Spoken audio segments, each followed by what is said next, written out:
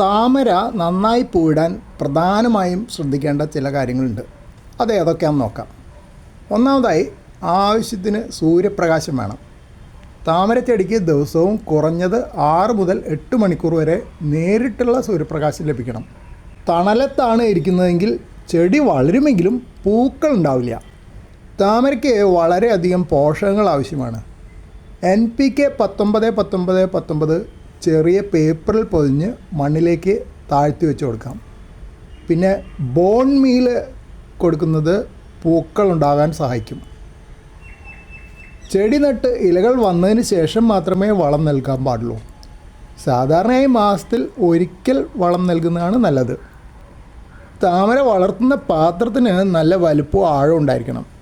വലിപ്പമുള്ള ചട്ടിയിലാണെങ്കിൽ വേരുകൾക്ക് നന്നായി പടരാനും അതുവഴി കൂടുതൽ പൂക്കൾ ഉണ്ടാകാനും സാധിക്കും. കുറഞ്ഞത് 15 മുതൽ 20 ഇഞ്ച് വ്യാസമുള്ള ചട്ടി ഉപയോഗിക്കുന്നതാണ് ഉചിതം. വയലിലെ കളിമണ്ണോ കുളത്തിലെ ചെളിയോ ആണ് ഏറ്റവും നല്ലത്. ഇതിൽ അല്പം ചാണകപ്പൊടി ചേർക്കാം. ചട്ടിയിലെ വെള്ളം എപ്പോഴും ശുദ്ധമായിരിക്കാൻ ശ്രദ്ധിക്കണം. വെള്ളം പായൽ പിടിക്കുകയോ അമിതമായി കുറയുകയോ ചെയ്യരുത്.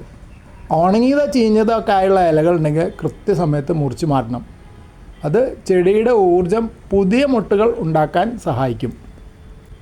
ഇലകളിൽ പൂക്കളോ മറ്റു കീടങ്ങളോ ഉണ്ടോ എന്ന് നോക്കുക. വേപ്പെണ്ണ മിശ്രിതം നേർപ്പിച്ച് തളിക്കുന്നത് കീടങ്ങളെ അകറ്റാൻ സഹായിക്കും.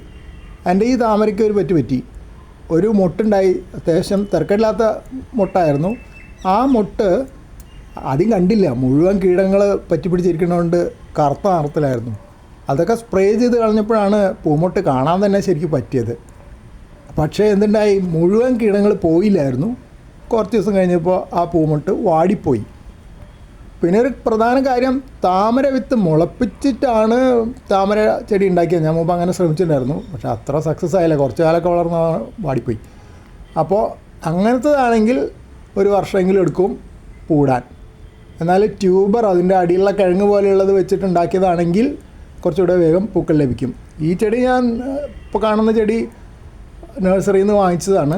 അതിന് വേഗം പൂമുട്ടൊക്കെ ഉണ്ടായി. പക്ഷേ നിർഭാഗ്യവശാൽ പൂമുട്ട് കേടായിപ്പോയി. അപ്പോഴാണ് ഇതിനെപ്പറ്റി ഒന്ന് വിശദമായിട്ട് പഠിക്കാൻ തീരുമാനിച്ചത്.